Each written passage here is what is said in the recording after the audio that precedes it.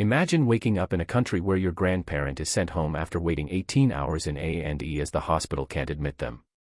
Where renting a flat costs more than a mortgage and you're unable to scrape together a deposit whilst many are forced to use food banks to make ends meet. Your commute doubling in time and cost whilst disruptions and strikes leave you stranded on the platform. And politicians locked in culture wars while real lives unravel. Is this the UK in freefall? Is Britain broken? Or is there a path forward? Today, I'll show you both sides of the fiercest debate tearing Britain apart. Stay with me and let's decide if the UK is truly broken.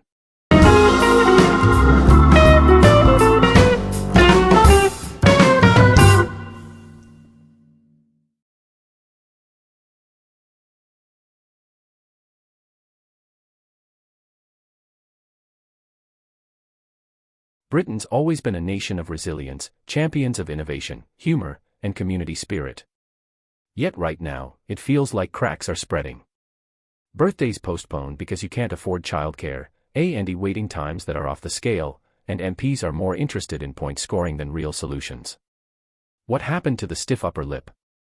Post-war Britain built the welfare state, from the NHS's founding in 1948 to council houses built in every town. Yet in 2010, austerity slashed local budgets by 20% on average, forcing councils to close libraries and social services. Was this the tipping point? June 2016, the Brexit referendum blindsides markets. Trade barriers on the horizon, financial services warned of £2.5 billion in annual losses. Labour shortages erupt in agriculture, healthcare, and logistics. How much of today's chaos traces back to that fateful vote?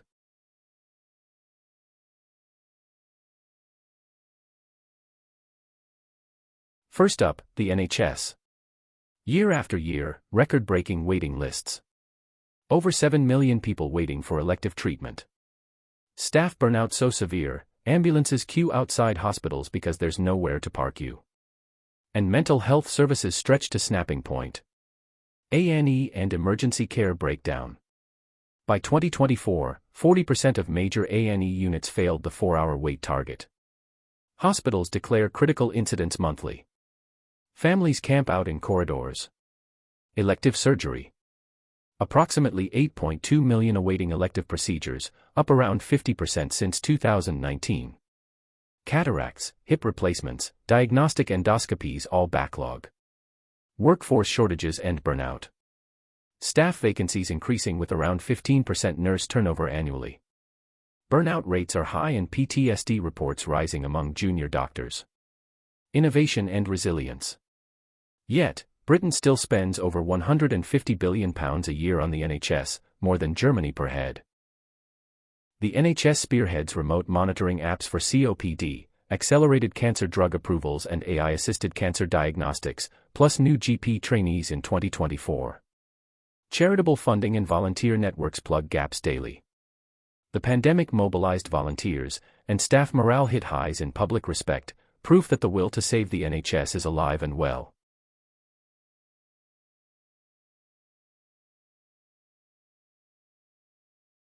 Moving on, housing. Remember when the British dream meant owning your own home? Now the average London rent takes 60% of your income. First-time buyers stagnating in their 30s. Developers sitting on ghost estates while councils battle underfunding. Homelessness rising on every high street. Skyrocketing prices versus wage stagnation. Median house price to income ratio now 10:1 in southern England. Wages had real terms decline of 8% since 2008. Renters' plight and evictions. Private rents rose 15% in a year, evictions up 20%. Vulnerable families wait months for social housing. Planning failures and land banking. Developers sitting on 500,000 approved yet unbuilt homes. Green belt protections and NIMBY protests stall projects. Alternatives. Yet, the government has pledged 300,000 new homes a year, and innovative models like co-living and community land trusts are springing up like Bristol's CLT, building 100 starter homes at cost, and co-living operator The Collective expanding in Birmingham. Mortgage rates, though risen, remain lower than in the 1990s. Could it be a cyclical pinch rather than systemic collapse?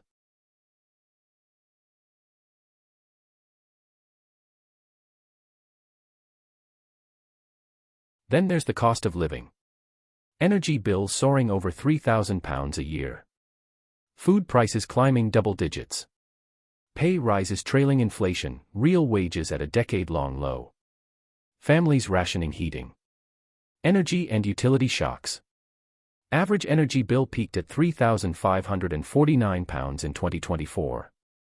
A further rise looming in October. Fuel poverty affects around 8.5 million households. Food inflation and supply chains.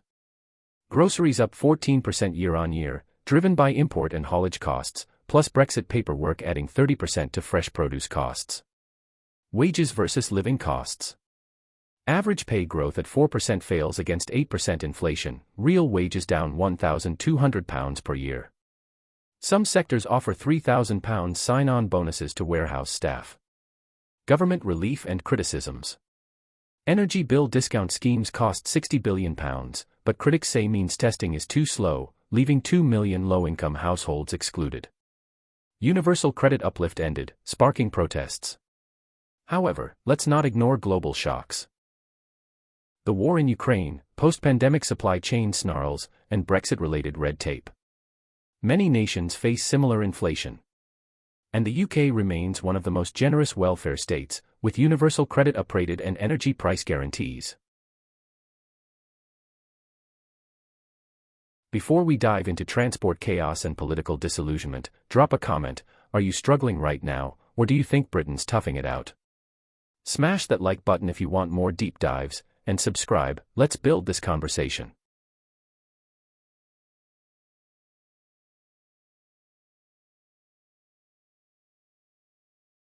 Rail strikes shutting down entire lines. Fares rising faster than wages. Roads clogged with potholes. Airports hit by staff shortages.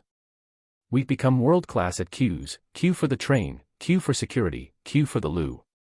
Rail strikes and service cuts. 47 days of strikes in 2024, passengers lose £200 million in productivity per strike wave. Over 20% of services cancelled daily. Road conditions and congestion. 4.3 million potholes reported since 2019, average delay per driver now 130 hours per year in urban centers.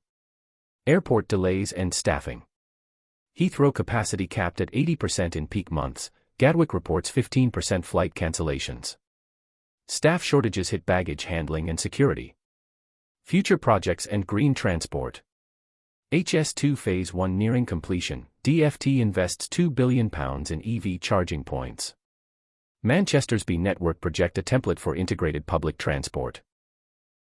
Yet, with High-Speed 2 under construction, new electric buses hitting cities, and thousands of miles of track getting digital signaling. Private investment in cycle networks and ride-sharing apps booming. The transport puzzle is tough, but the pieces are moving.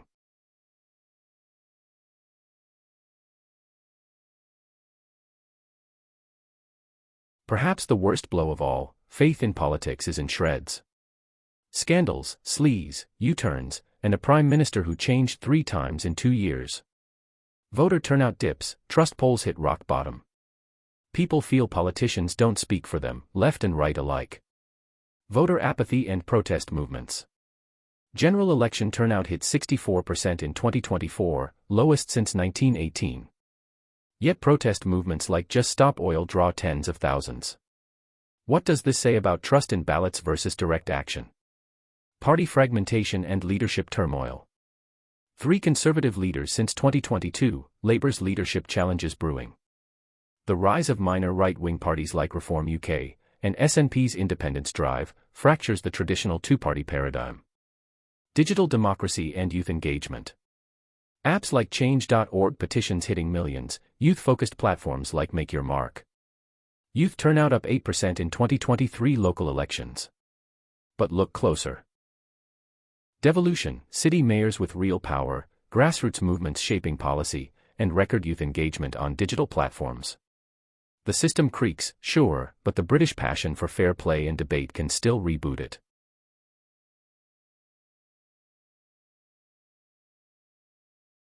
So, broken or battle-scarred but unbeaten.